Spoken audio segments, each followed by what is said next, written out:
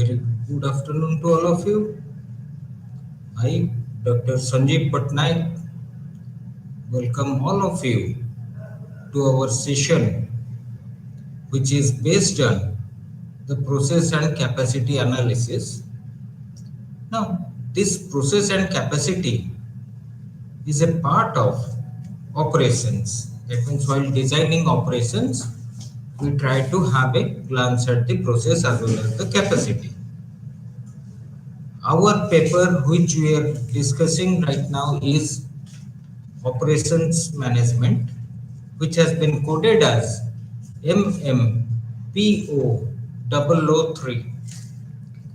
Now we are into the block 2, the second block. In the first block, if you revisit our sessions in unit 1, 2, and 3, we had learnt about the basics of operations management. Now we are into the block 2, where we shall be designing the operations. So the first thing we shall look today is, or in this particular session, is the process as well as the capacity analysis. Now before starting anything, what I understand by a process? We know that operations management, when we try to define it, it is in the simplest form said as conversion of a required set of inputs into desired outputs in the form of either products or services. Now, this conversion system uses various types of machineries, technologies, skills, know-hows, etc. For what purpose? Now, the purpose behind it is for processing the inputs into the said or required outputs of given quantity as well as quality. Uh, we shall be looking at what are the various processes that are available to us. Apart from that, in this particular unit today, or in this session, we shall be looking at the capacity of a system or capacity of a manufacturing system.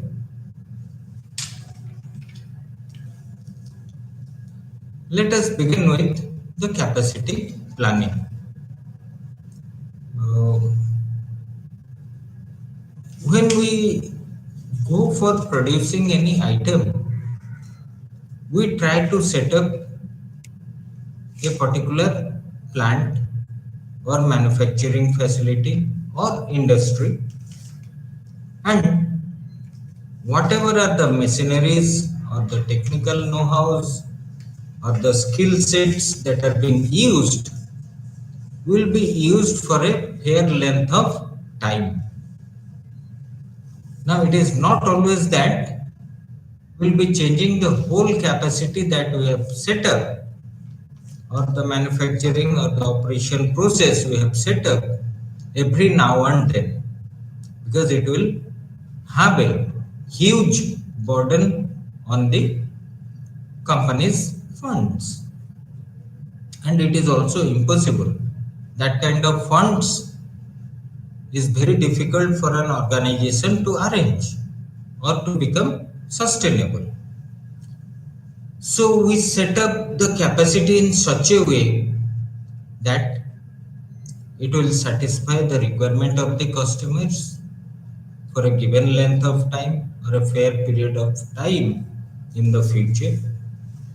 And also, it should be having adaptability or flexibility to incorporate in itself the changing needs of the customer as the time passes by. Instead of changing the whole setup, we can do it at a very less cost and within a very short span of time. So we say Capacity planning is a strategic component. The capacity planning is for a long period of time, but it will be having the characteristics of adapting to the changing environment as much as possible. Otherwise, the organization may not be able to cope with the requirements or the changing requirements of the customer needs in the future period of time. Now, what I understand by capacity? Now, we try to define it as it is the upper limit of load any process can handle. Uh, Forget about any processing system or organization. Think about a 1 liter water bottle that we can purchase from the marketplace, or we have the empty 1 liter water bottles at home. How much water it can hold? Immediately, all of us will say that maximum it will hold 1 liter of water. So, this maximum or the upper limit of the load that a thing can bear is called as the capacity. Somebody will say that no, I will put 2 liters in my 1 liter water bottle. It is impossible. We cannot put it because the bottle is not designed to handle that kind of load. So, this capacity is expressed in terms of units produced or services performed in a given period of time. For example, we can say uh, a machine, suppose it is producing pencils, HB pencils. In any given hour, if the machine runs continuously, it can produce 1000 pencils. So we try to express that yes, the per hour rate of production of the pencil machine is 1000 units, unless until there are any kind of untoward situations like breakdowns, like the stoppage of work, maybe due to worker or maybe due to unavailability of resources, etc. If everything is available, then at most the machine can produce 1000 units of pencil per hour. Similarly, uh, if we go to a bank, nowadays most of us are using the mobile banking or the electronic form of banking as well as the ATMs. But still, people go to banks. Earlier days, it was only the banks physically we had to go to satisfy or have our financial requirements done upon. If we look at the teller counter, sometimes or most of the times you will be finding a board that for each uh, check to deliver cash, it will be taking 5 minutes or the waiting period is 5 minutes. That means every hour the teller or the person sitting at the counter will be able to have 12 transactions of different people or different checks. So this is analyzed over the years and has been determined by the researchers. So, capacity can be expressed for both production units or the services performed. Now, this capacity can be expressed for plant, department, machine, store, or worker. Think of a plant. Suppose iron and steel plant. Uh, we say that per day of 24 hours, the capacity of the particular steel plant is 10 metric tons.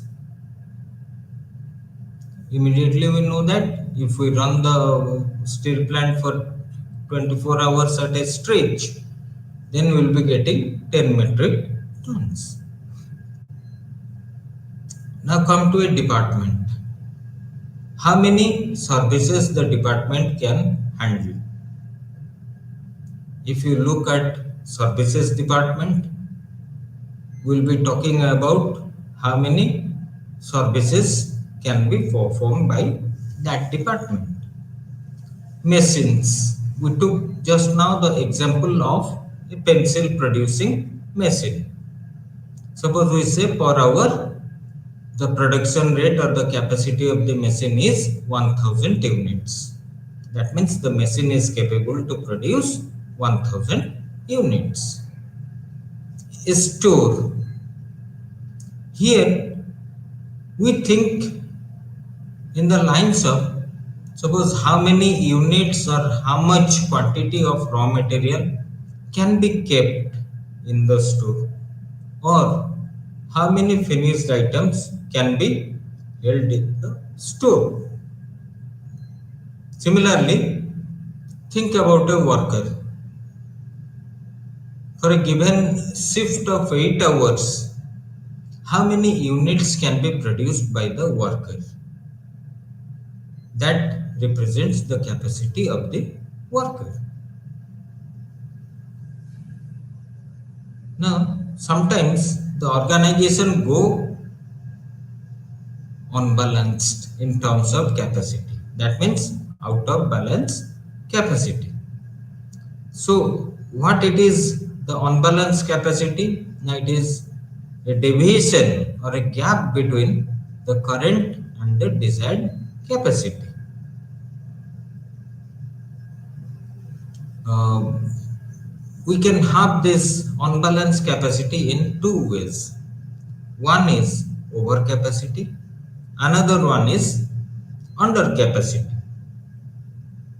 Now, what is this overcapacity? Suppose I have set up an organization to produce a certain product, suppose pencil. Per day, I will be able to produce, suppose, 1 lakh units of pencil. However, the market demand for our company's pencil per day of 24 hours is only 75,000 units. So what I find, now our requirement is only 75,000 units, but I am producing, or my capacity is having an output of 1 lakh units. That will lead to built up of inventory of finished pencils. Second is, sometimes you have to forcefully shut down the production line because the inventory is mounting up, but you cannot stop the payment of the workers due to this stoppage, which is an additional burden on the company. This situation is called as overcapacity. Look at the reverse of this. Suppose demand for our product is 100 units per day in the market. However, we have set up a capacity of producing only 60 units per day. That means our machinery, facilities, factory, machines, workers, they can produce 60 units at most in a given day of 24 hours. Now here we are losing out on potential sales, because our demand in the marketplace was 100 units. So every day you are losing out on 40 units. One may say that we'll add capacity and satisfy the demand. You cannot do it overnight, or you cannot change it as you require. So you have to plan the capacity, visualize the future, so that any kind of future requirement can be met in such a way so that our capacity doesn't go unutilized, or our capacity is not utilized to the full extent. So while planning the capacity, we try to answer three questions. What kind of capacity you will set up? Whether the capacity will be based on the future scenario for a very long period of time, or it will be in stepping succession, that means periods like 3 years, 4 years. Second question that we try to ask is how much capacity we should set up, because we know that we can have situation like over capacity or under capacity. So it is our task that we use scientific methods, tools, as well as experience from the experts, which will be trying to judge the capacity requirement for the future. This much capacity I will set up.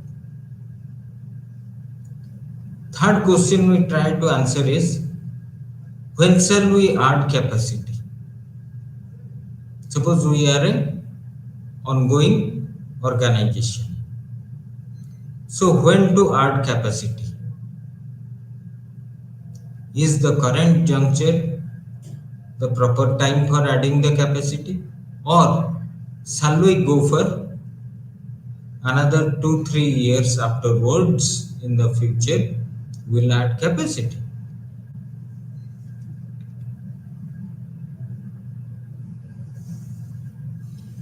Now let us look at the process selection. Now what is the process?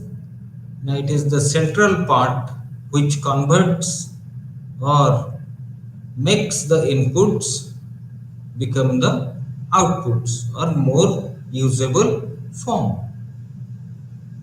That means as per the requirement. So the way the production of goods or services will be organized, we say that it is the process selection, because for producing any item you may be having different types of processes. Out of that, which process is suitable to us? For that, you have to find out what are the process options we have in front of us and which is the best one to cater to our requirements.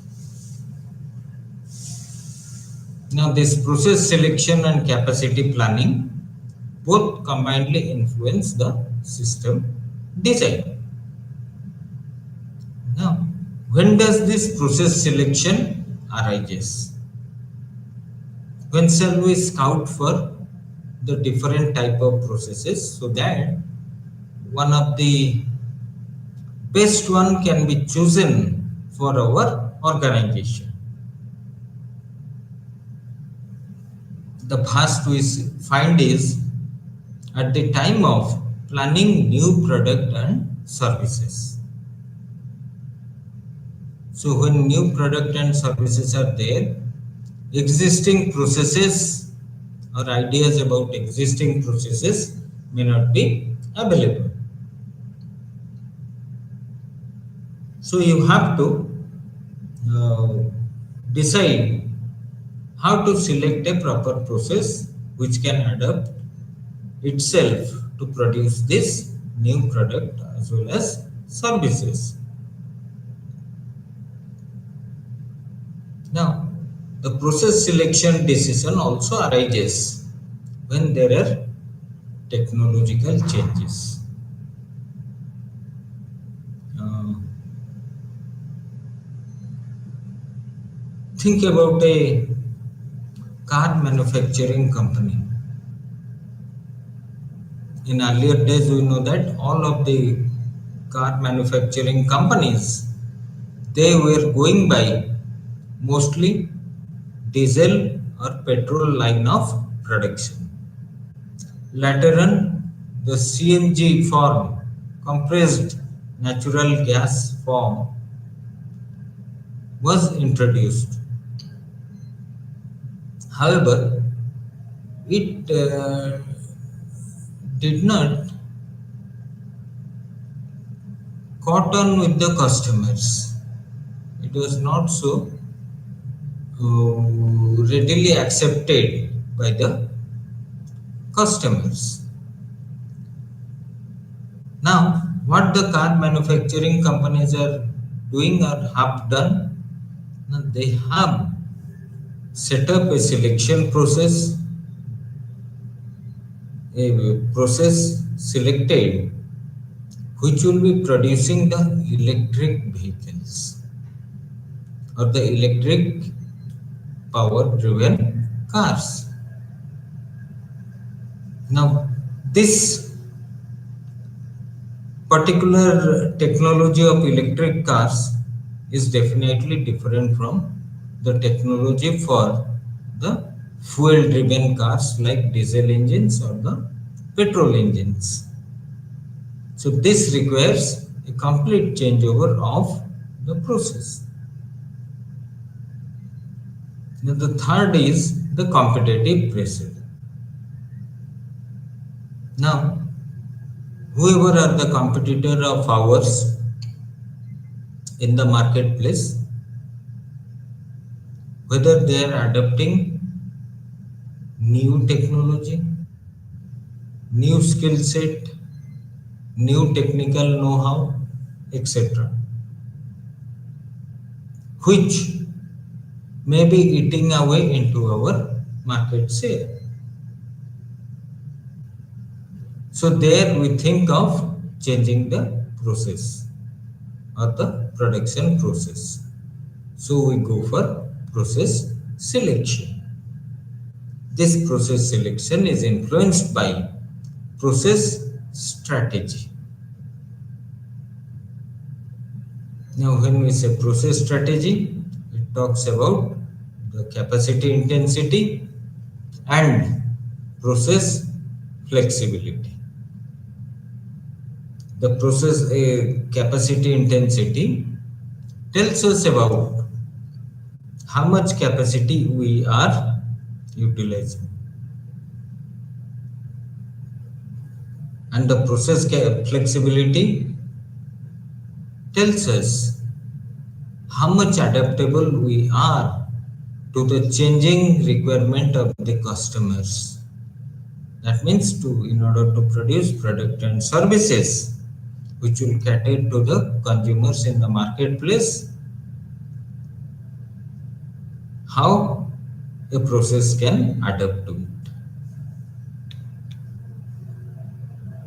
Now let us look at the various process types.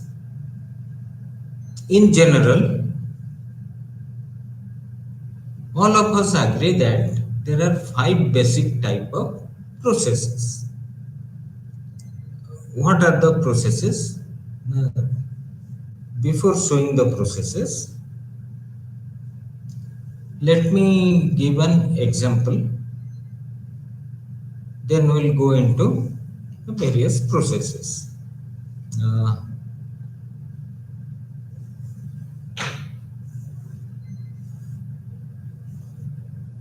Here I am taking A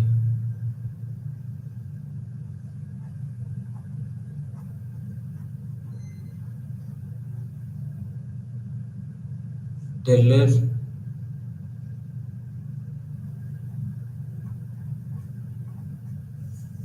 made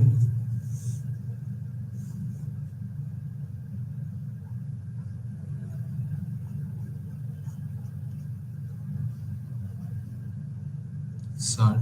On the other side, let me take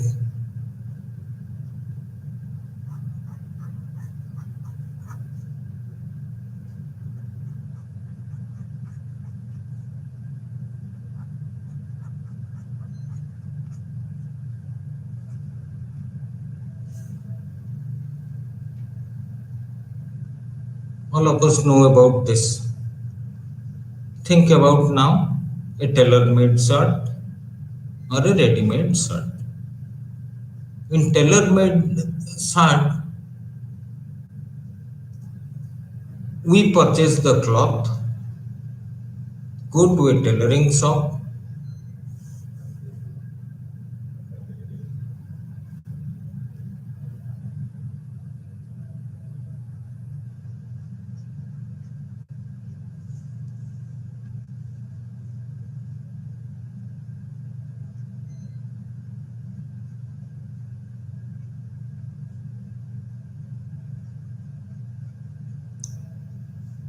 I think here we give the order and as per our order the shirt is made. Here we go to showrooms or shops, dress shops.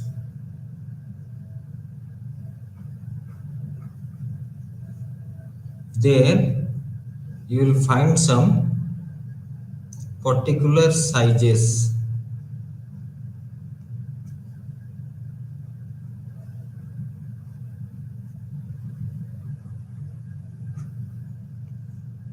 You can say 36, 38, 40, 42, like this. These are the shirt sizes. We choose and buy it.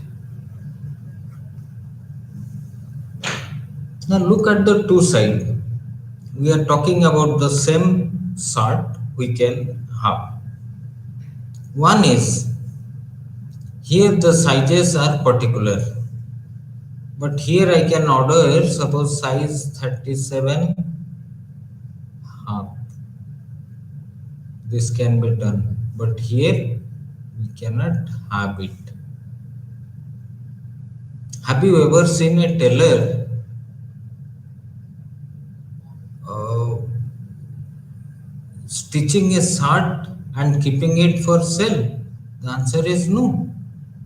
It makes it after it receives the order from the customer.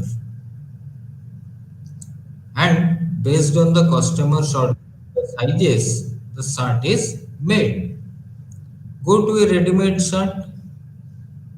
What happens? Is it made according to our size? The answer is no. Some standard sizes are taken. All of us can see 36, 38, 40, 42. Based on this standard size, shirts will be there in the shelf, already prepared. We only choose there and buy it. So these shirts are not prepared according to our orders, but according to general requirement of customers. So this side will call as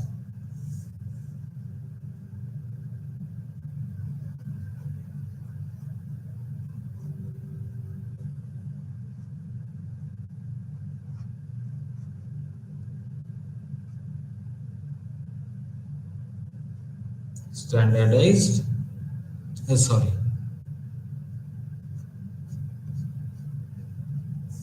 this is standardized,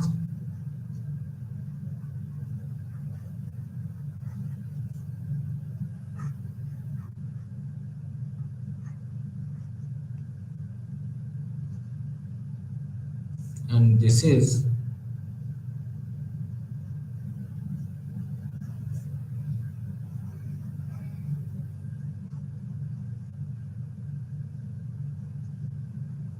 customized. Now you see, here the items are made according to customer order. So the standard thing, the name we try to say is customized. Here the ready-made shirts, we say that it is not according to customer orders, but according to the general standard requirements of the customer. So we call it as standardized. So in real world, we try to differentiate all kind of processes into two things, customized and standardized. Wherever we find items are produced according to the customer order, we call it as customized. Where the items are produced according to a standard variety, keeping in view the general requirement of the customers, but not according to customer's order, we call them as standardized products. Now, when we look at the tailoring shop performs a job of preparing a shirt. So the name comes is job shop. So here we can say job shop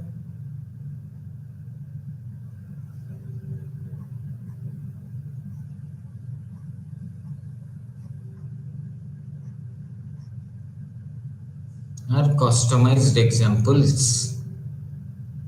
One is we saw tailoring shop. Similarly, if you look around, then you will be finding, suppose a fabricator. That means a small unit like tailoring shop, a small shop will be there, which will be producing the iron grills to be fitted on windows or various places, gaps of the house using iron or steel. Never will find ready-made things. Here they are produced according to customized order. Go to a florist. You will find some items are already prepared and kept. So those are standardized. But if you give an order that you prepare a bouquet for me according to my choice, then it becomes a customized item. So the first type of the process that we are finding is the job shop, where the items are made according to the customer's order, and usually the time taken to produce the item is large, because they will be dependent on very small number of worker, small space, small financial investment, etc., as compared to ready-made shirts prepared by big brands, where they will be producing in huge factories the particular shirts. Now come to the second one, batch production. Now what happens?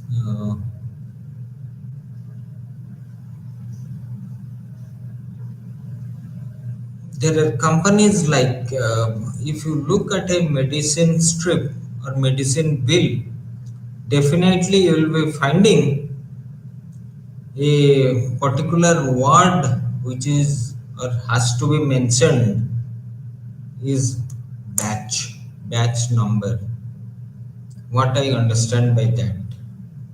Suppose think of a company manufacturing medicinal units. Suppose Dr. Reddy. Now there,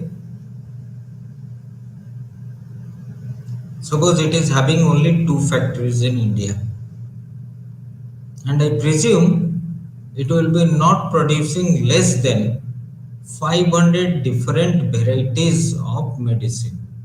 It may be far more than that. For our example, I am saying let us take it as 500. And the volume of production, it is very or becoming high. So we say that Dr. Reddy, for the 500 medicines in our example that we have taken, uh, which is being manufactured by the company, instead of setting up 500 different plant, Dr. Reddy will be producing using two factories. How? Now it will be producing in batches.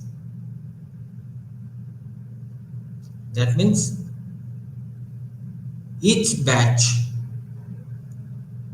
will be having the same characteristics, or a particular medicine will be produced in batch.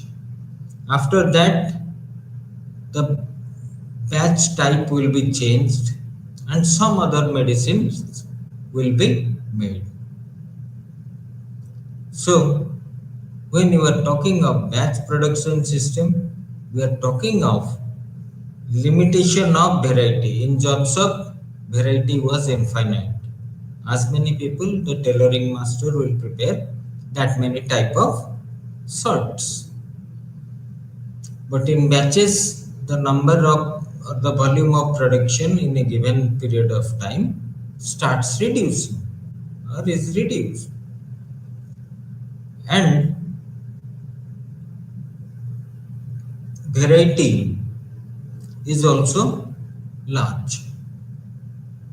It may not be large as compared with job serve, but it is large. And items are produced mainly through machines, which will be producing standard items. So here we start with standardized.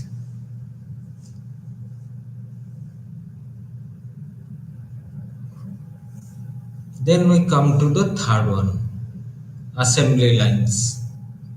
Now think about a company. Just now we are talking about the passenger cars assembly line. Why I am saying assembly line?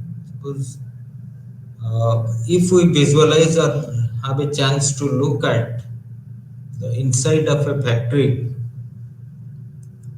of Maruti Suzuki Limited, we'll be finding the main body of the chassis will be kept on a conveyor belt, and it will be moving from one place to the other, one point to the other at regular intervals.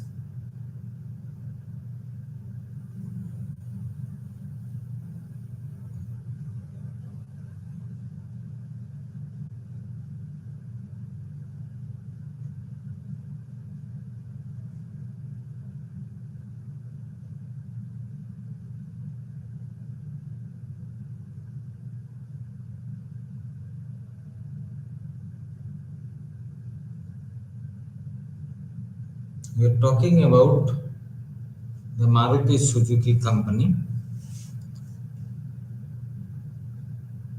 At each dot in our presentation that we can see on this slide, the conveyor belt stops for a particular time. That means this time is same for all the points, because the conveyor belt is a single belt and it will be stopping. If it stops at a particular point, it is same thing as stopping at other points also. Suppose think of a point where doors are being fitted. What will be happening? Now the doors of the car will be brought near the conveyor belt. It will be kept ready near the conveyor belt. And mostly these doors are made by the vendors. That means the outside parties. And they are supplied to Maruti according to the requirement. So now the doors will only be fitted by the Maruti organization. Even though it is not manufacturing it, but it has given the specific design, shape, size, strength, etc. to the vendor party, which produces on behalf of Maruti Suzuki, and this is sent to the factory, the conveyor belt. So here the doors will be fitted. Similarly, at other workstations or the dots, what we will be finding?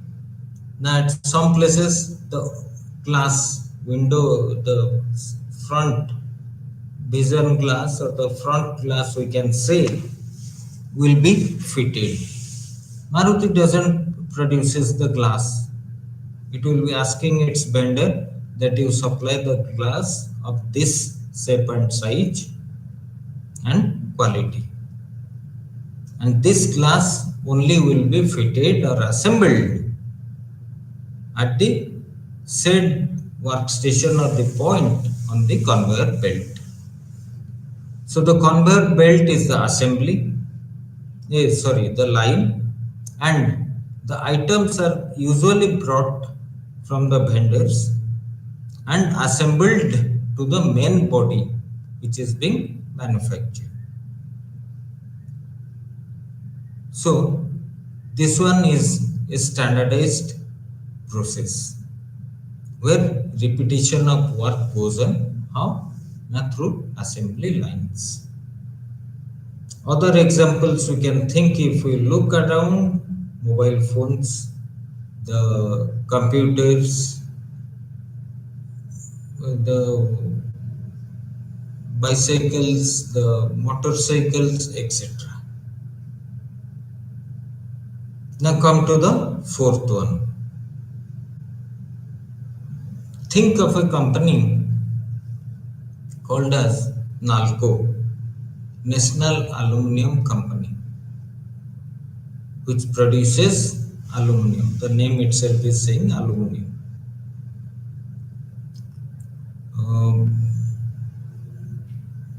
NALCO will only be producing the aluminium maybe in a particular shape or size. This will be coming out of the fag end of the factory, and the other side or other department or the starting department will be fed with the ores, etc., the bauxite ores.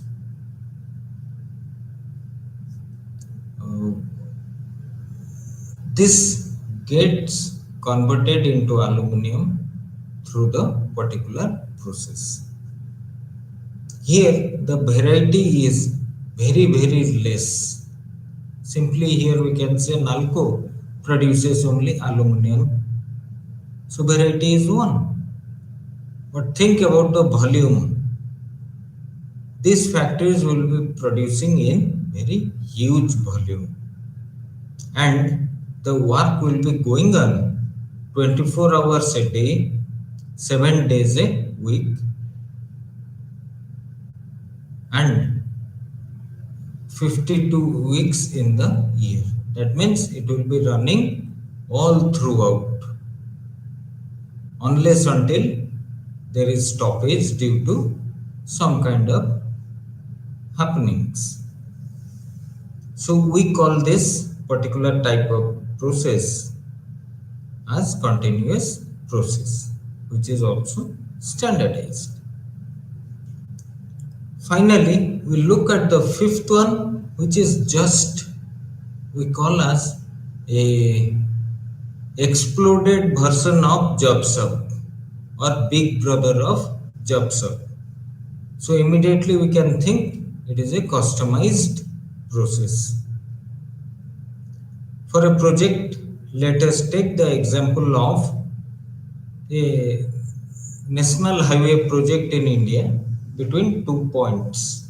Suppose it is 50 kilometer between point A and B. Similarly, there are another 2 points C and D at another place in India. Can I say that the cost involved in highway between A and B is same as the cost involved with the national highway road project between C and D? The answer is no, because will be subjected to different conditions, different requirements.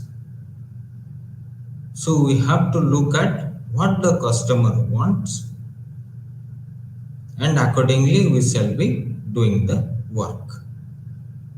So these are called as the project form of processes.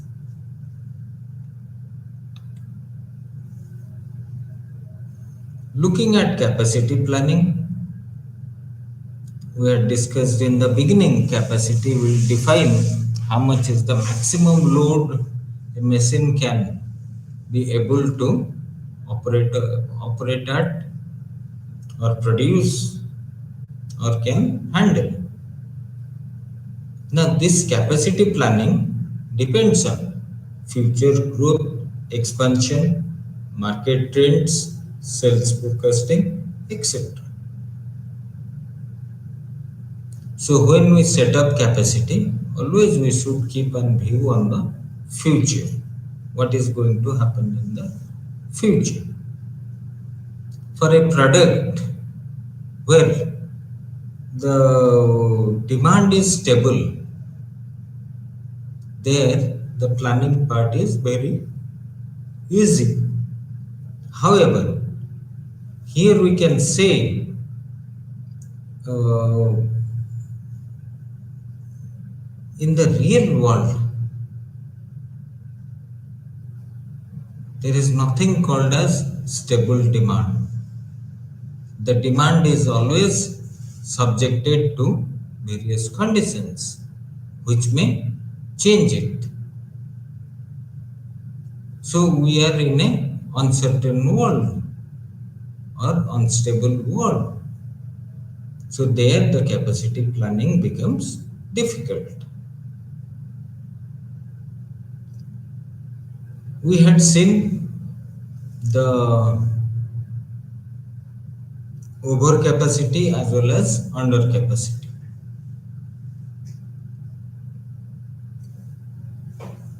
Organization many times try to keep a higher amount of capacity than their requirement or the future requirement is.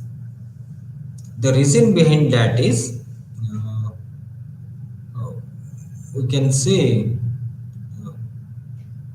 if there are sudden surges or requirements or demand from the customers on an immediate basis, we can meet it. Now, the utilization of capacity affects the cost efficiency of operation. Higher the capacity utilization, we can say lower is the cost. Capacity affects the scheduling system, as well as this requires a huge long-term capital outlay. So here we can say in capacity planning, it is the ability of the managers which will make or they can make the organization meet or conquer or negate the impact of variability in the demand. So managers are very important. So capacity decisions are required for meeting the future demands. As we saw, it affects the operating cost. Higher the capacity we are utilizing, higher is the cost economy. Third is the huge capital layout or outlay is involved while taking capacity decision. Now, our capacity planning should be in such a way that it can meet the challenges from the competitors. Uh, this capacity decisions affects the ease of management because the management have to think whether we can continue with the present system or we will be adding capacity to our system. And nowadays we are having the impact of globalization.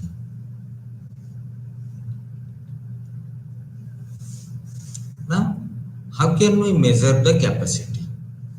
While measuring capacity, we talk of two things. Capacity is design and how much it is, and what is effective capacity.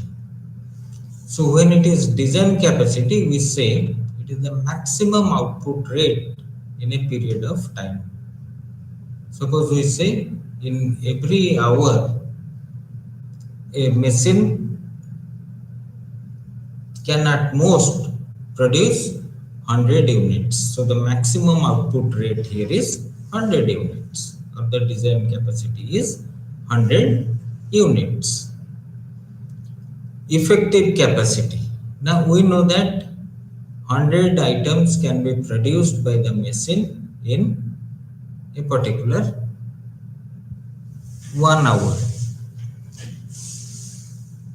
Now, suppose instead of 1 hour, we say the machine can produce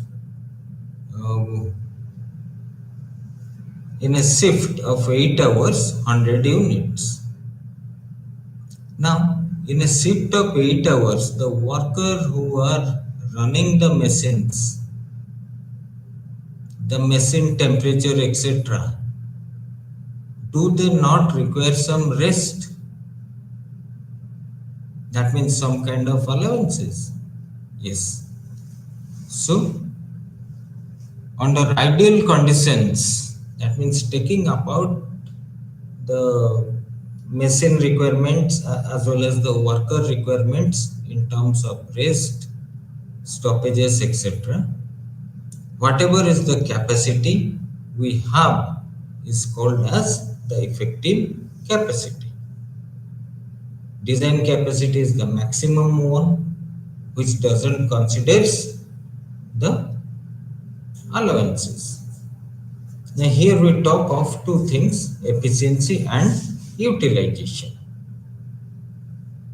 For example, we can see design capacity and effective capacity as well as actual output. If we go for calculating efficiency, then here we can put efficiency in our case is actual output is 50 divided by effective capacity is 60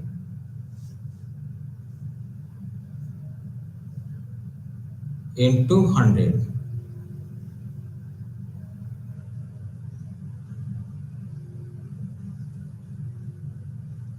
So this will give us in terms of percentage.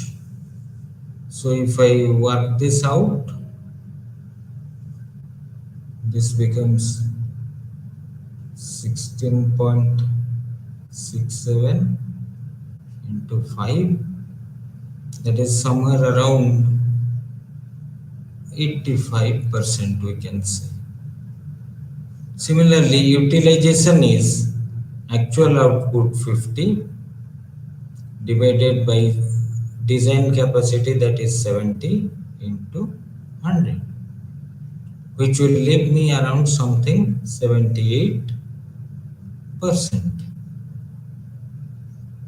So we can measure the capacity in these two forms.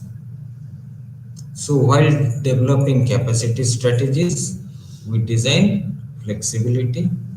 We have to take into account the life cycle stages, the capacities surges or the fall in the demand, how much is the highest or the optimal operating level, and consideration for the future. Apart from that, we also have license capacity, which is according to the authority we can be able to manufacture in a given period of time. Installed capacity is how much we have set up for our organization, and the rated capacity is under the conditions, prevailing condition, how much a machine can produce. So we can have long term and short term capacity strategies. While performing capacity analysis, we try to gather information from the past experiences or from other similar organizations. We try to analyze what are the downtimes involved, what are the times available for working, then what are the changes we can bring into the system so that we can optimize our production. Now, considering this capacity as well as processes, we try to think about our operations management, because without this tool, the company may be suffering a huge loss in terms of capital outlay. With this, we'll end our session today. Thank you.